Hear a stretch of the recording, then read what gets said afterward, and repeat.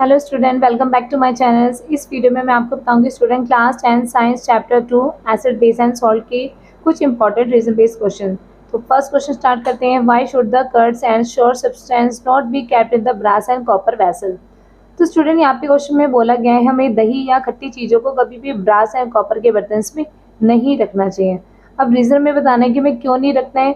Because student जो curds होते हैं या दही होती है, कोई खट्टी चीज़ें जो होती हैं, उनके अंदर एसिड प्रेजेंट होता है और वो कॉपर या फिर ब्रास के साथ साथ रिएक्ट करते हैं और पॉइजनस सॉल्ट बनाते हैं। स्टूडेंट आपको पता है कि ब्रास एक एलॉय है जो जिंक एंड कॉपर से मिलकर बना हुआ होता है।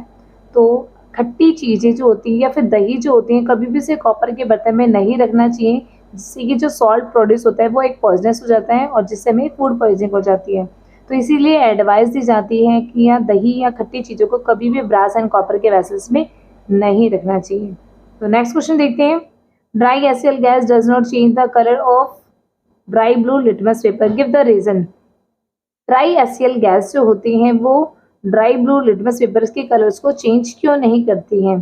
स्टूडेंट जो ड्राई एसियल गैस होती है उनके अंदर H+ आयंस प्रेजेंट नहीं होता है।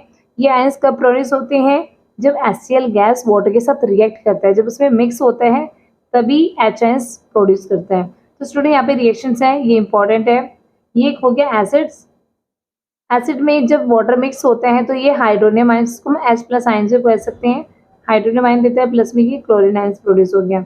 तो जो हाइड्रोनियम आयंस होते हैं या H आयंस होते हैं वो ब्लू लिटमस पेपर के साथ रिएक्ट करते हैं और उसके कलर्स को रेड में कन्वर्ट कर देते हैं।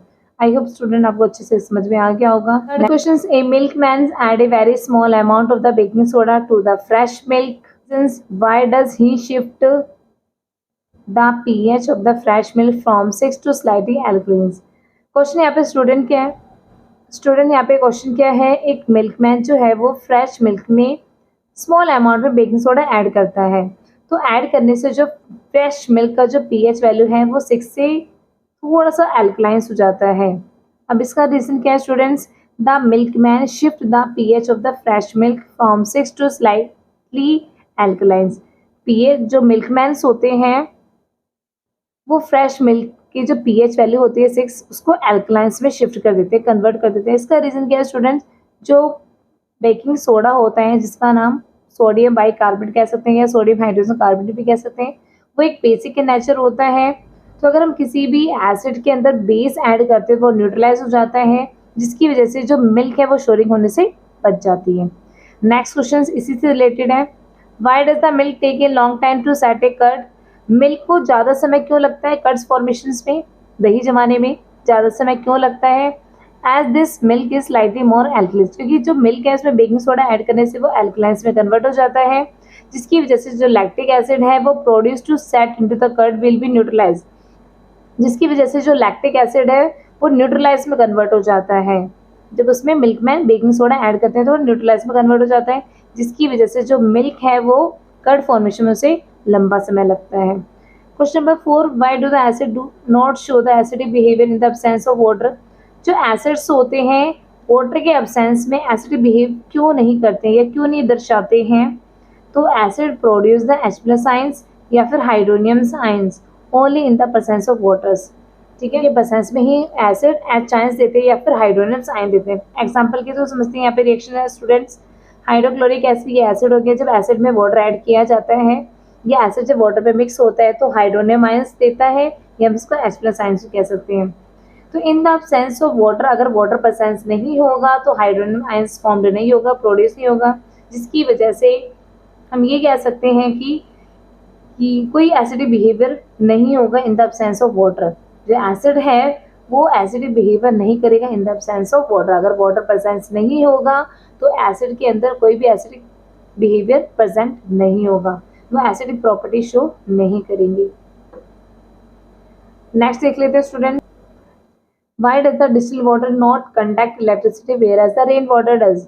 डिस्टिल वाटर में इलेक्ट्रिसिटी कंडक्ट क्यों नहीं होती है जबकि रेन वाटर में तो होती है?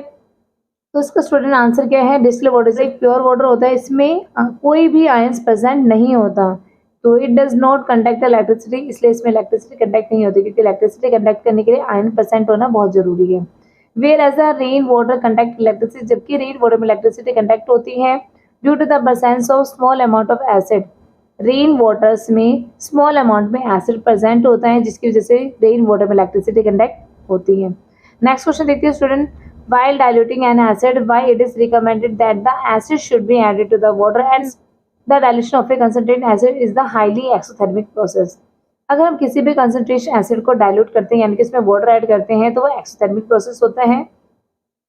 If we add the water to the acid a lot of heat is produce. अगर हम वाटर्स को एसिड में ऐड कर दे तो उसमें ज़्यादा अमाउंट में वॉट एक लॉट ऑफ हीट प्रोड्यूस होती है, ज़्यादा अमाउंट में हीट प्रोड्यूस होती है एंड द मिक्सचर्स में स्प्लैश आउट। और हो सकता है जो मिक्सचर है अंदर वो बाहर आ सकता है और द सिवियर बर्न्स इंजरीज और बर्न हो सकते हैं, हमारी जो बॉडी है वो बर्न हो सकती है। So it is recommended that the acid should be added to the water drop by drop. इसलिए रिकमेंडेड किया जाता है कि एसिड को हमेशा वाटर में ड्रॉप बाय ड्रॉप यानी कि बूंद बूंद करके डालना चाहिए एंड कॉन्स्टेंट स्ट्रीमिंग से लगातार चलाते रहना चाहिए so that the heat evolve may be absorb by the water, ताकि जो हीट रिलीज होगी वो वाटर उसको एब्जॉर्ब कर सके। आई होप स्टूडेंट आपको अच्छे से समझ में आ रहा होगा। नेक्स्ट देख लेते हैं फटाफट से students, why does N aqueous solution of N acid conduct electricity. इसमें वाटर प्रेजेंट है तो उसमें इलेक्ट्रिसिटी कंडक्ट होती है। एक्वेशियस सॉल्यूशन ऑफ एसिड, अगर एसिड में वाटर डिसॉल्व है इलेक्ट्रिसिटी कंडक्ट होती है। अब इसका रीजन क्या है students, electricity conduct in solution. एक सॉल्यूशंस में इलेक्ट्रिसिटी कंडक्ट होती है बाय द आयंस। अगर एक सॉल्यूशंस में आयंस प्रेजेंट है तो उसमें इलेक्ट्रिसिटी कंडक्ट होती है। And acid release the H+ ions in the solution, और जो एसिड्स हैं वो H+ आयंस सॉल्यूशंस में देते हैं। यानी कि स्टूडेंट कहने का मतलब क्या है, अगर किसी भी सॉल्यूशंस में हमें H आयंस मिलता है तब उसमें इलेक्ट्रिसिटी कंडक्ट होगी, अगर H आयंस प्रोड्यूस नहीं होता तो उसमें इलेक्ट्रिसिटी कंडक्ट नहीं होगी। Therefore the aqueous solution of an acid conduct electricity।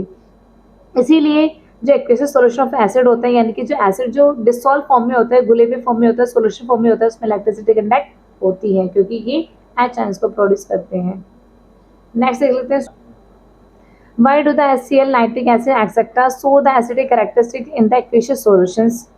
Student यहाँ पे क्या बोल रखा है, जैसे कि HCl या नाइट्रिक एसिड जो होते हैं डिसॉल्व फॉर्म में ये एसिडिक बिहेवियर रखते हैं या उसको दर्शाते हैं, कैरेक्टरिस्टिक रखते हैं, जबकि कंपाउंड लाइक द अल्कोहल और ग्लूकोज जो होते हैं वो एसिडिक बिहेवियर्स को नहीं शो करते। इसका रीज़न क्या है, तो स्टूडेंट HCl और नाइट्रिक एसिड ये एक स्ट्रॉन्ग एसिड है and release the H+ ion in the solution. ये एसिड्स वाटर में डिसॉल्व होने के बाद H आयंस प्रोड्यूस करते हैं। दे शो द एसिडिक कैरेक्टरिस्टिक्स, इसलिए ये एसिडिक बिहेवियर प्रेजेंट करते हैं, एसिडिक कैरेक्टर्स को शो करते हैं। जबकि कुछ ऐसे compound like the alcohol and glucose do not release the H+ ion the solutions, और ये सॉल्यूशन में मिक्स होने के बाद H आयंस प्रेजेंट नहीं करते, इसलिए ये एसिडिक प्रॉपर्टी को शो नहीं करते। आई होप स्टूडेंट आपको सारे क्वेश्चन अच्छे से समझ में आ गए होंगे। तो ऐसी ही मोर इन्फॉर्मेटिव वीडियोज़ के लिए मेरे चैनल से जुड़े रहिए। तो मिलते हैं नेक्स्ट वीडियोज़ में।